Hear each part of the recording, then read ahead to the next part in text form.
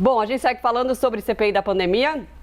Vamos chamar o Gustavo Uribe. Uribe, a gente tem aí uma situação bastante complicada, muito parecida com a de ontem, né? Em que Francisco Maximiano, que é o dono da Precisa, não respondeu a nenhum questionamento, usando do direito dele adquirido junto ao STF de ficar em silêncio em respostas que possam, ou perguntas que possam incriminá-lo. Ele disse somente em algumas respostas que ele deu, que o preço estabelecido pelas doses da vacina indiana Covaxin são estabelecidos pela Bharat BioNTech, não pela Precisa, que é a empresa que faz a intermediação entre o Ministério da Saúde e a empresa indiana. Disse que conhece Ricardo Barros, disse que basicamente foram poucas as respostas que ele falou, que teve esse acordo de 20 milhões de doses e basicamente isso, né? Difícil de levar adiante essa CPI hoje, né? Você não vai ficar em silêncio não, né? Foram muitas perguntas e poucas respostas, né? Foi um depoimento até agora pouco esclarecedor. Já era previsto, porque foi o mesmo comportamento adotado por outros integrantes da Precisa Medicamentos.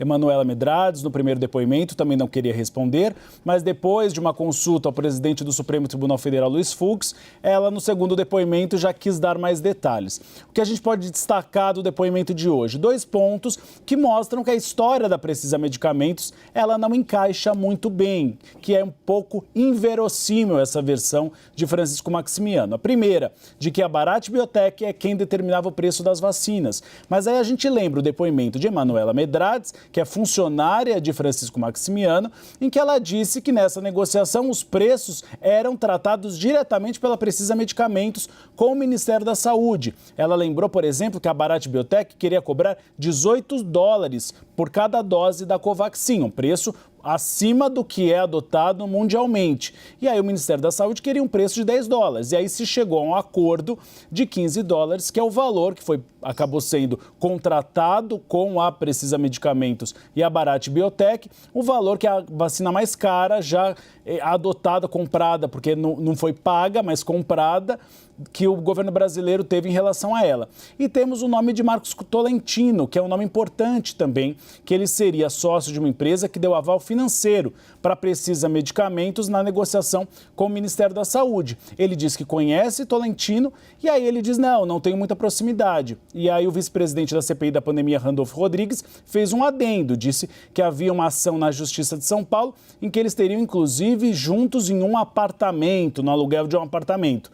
E aí ele explicou que não, ele era apenas uma espécie de fiador do apartamento, mas uma história que não ficou muito fechada.